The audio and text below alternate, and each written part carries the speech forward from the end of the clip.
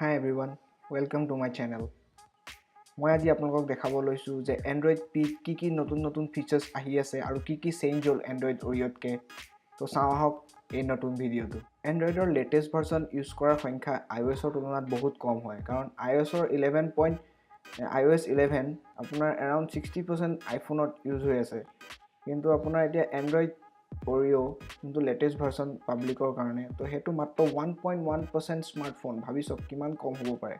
তো 1.1% Android স্মাৰ্টফোনত Android Oreo চলি আছে তো অলৰেডি গুগলে Android P লঞ্চ কৰিলে নৱেম্বৰ অক্টোবৰ ছেপ্টেম্বৰ মানত আপুনি Android P দেখিব পাব ডাইৰেক্ট পিক্সেল নতুন ফোনত তো Android Oreo কথা বাদ দিয়ক আৰু এতিয়া আমি চাম Android P কি আহি আছে Number 1 The display cutout support মানে হৈছে the notch support notch হৈছে iPhone 10ত আপোনাৰ ডিসপ্লে ওপৰত যোনটো পজিশনত ডিসপ্লে নাই গোটে সেন্সৰখিনি আছে যেনে ক্যামেৰা সেন্সৰ প্ৰক্সিমেট্ৰি হেখিনি সেন্সৰ থকা জেগাডোখক notch বুলি কয়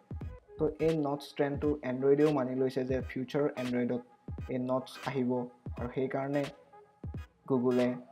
Android P the notch support মানে ডিসপ্লে কাটআউট সাপোৰ্ট দিছে যাতে এপ ডেভেলপাৰে এপ ডেভেলপ কৰিবলৈ বহুত ভাল হয় আৰু বহুত সহজ হয় the notch trends to পুৰা চলিছে Apple যেতিয়া iPhone 10 লঞ্চ কৰিছিলে তেতিয়া বহুতে কৈছিলে যে notch টো ভাল লগা নাই বা notch Apple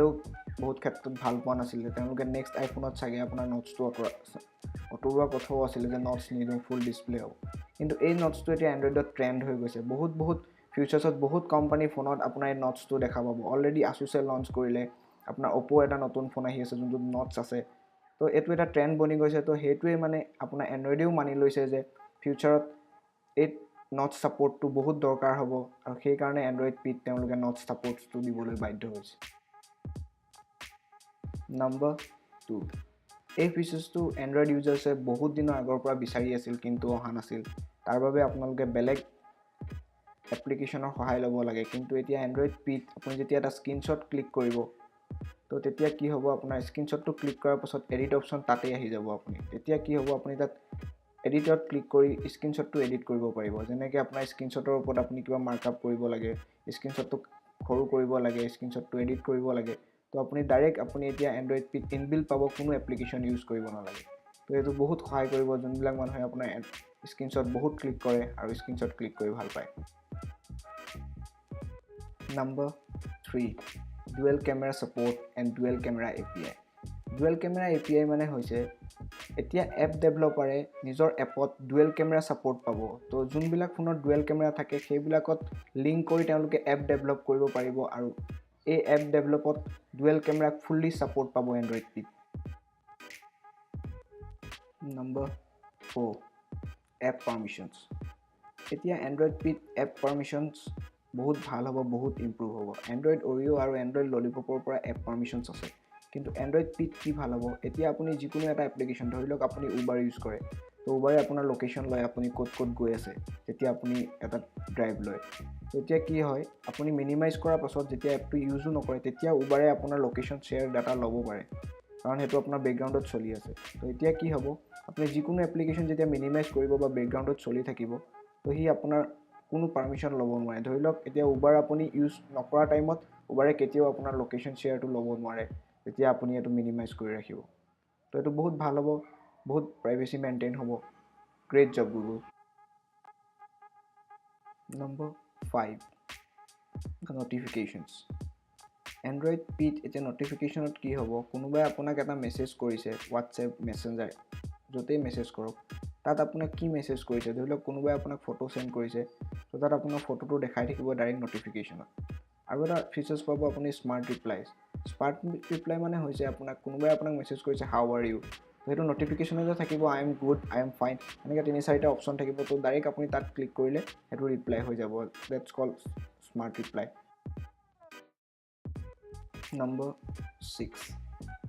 The Animations এতিয়া Android P আপুনি এনিমেশনস অলপ বেলেগ হ'ব লাইক iOS নিচিনা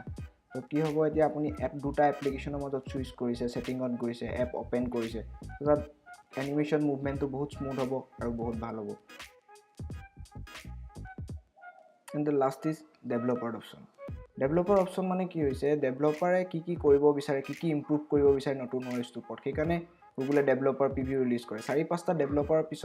ডেভেলপাৰ প্ৰিভিউৰ পিছত আপোনাৰ ষ্টেবল ভাৰ্চনটো ৰিলিজ কৰে জেনেৰেল পাব্লিকৰ কাৰণে তো এইখিনি অপশ্যন যিখিনি এভেইলেবল দিছে এইখিনি কেৱল ডেভেলপাৰৰ কাৰণে যোনে মানে এপ্লিকেশ্যন ডেভেলপ কৰে আৰু OSৰ ওপৰত ৰিচাৰ্চ কৰে তো তেওঁলোকৰ কাৰণে এইকেইটাই আছিলে আপোনাৰ most important point of Android P যোনটো এণ্ড্ৰইড পিত নতুন এইকেইটাই ফিচাৰ্ছে বেছি ইম্পৰ্টেণ্ট আছিলে তো আৰু নেক্সট ডেভেলপাৰ প্ৰিভিউ যেতিয়া আহিব তো নেক্সট নতুন ফিচাৰ্ছ ইনক্লুড হ'ব ইয়াৰ পৰা কিছুমান ফিচাৰ্ছ ডিলিটো কৰিব গুগলে তো একেবাৰে ফাইনেল ভাৰ্চনত হয়তো বহুত কিবা কিবি চেঞ্জ হৈ যাব পাৰে আৰু বহুত কিবা কিবি আহিবও পাৰে তো ছেপ্টেম্বৰ অক্টোবৰত ফাইনেল ভাৰ্চনছ আহি যাব ফিচাৰ্ছকেইটা চাই আপোনালোকে গম পাইছে যে ইয়াত থকা বেছিভাগ ফিচাৰ্ছে iOSৰ পৰা ইনস্পায়াৰ হৈছে তো কপি কৰাত একো প্ৰব্লেম নাই যেনেকৈ ইনষ্টাগ্ৰামে স্নেপচাটৰ পৰা কপি কৰি আপোনাৰ এতিয়া ইনষ্টাগ্ৰামৰ ইউজাৰৰ সংখ্যা স্নেপচাটতকৈ বহুত গুণে বেছি তো যিকোনো বস্তু ভাল বস্তু কপি কৰিলে একো প্ৰব্লেম নহয় তো ভিডিঅ'টো চোৱাৰ কাৰণে ধন্যবাদ এই ভিডিঅ'টো অসমীয়াত বনোৱা এটাই কাৰণ আছে যে অসমীয়াত বনালে বেছি অডিয়েঞ্চক মই কানেক্ট কৰিব পাৰিম আৰু মোৰ অসমত চবেই বুজি পাব যে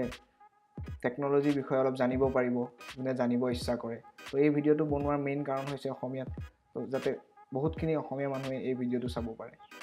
আৰু যদি ভিডিঅ'টো চাই ভাল পাইছে লাইক কৰিব কমেণ্ট কৰিব আৰু প্লিজ ছাবস্ক্ৰাইব কৰিব বাই বাই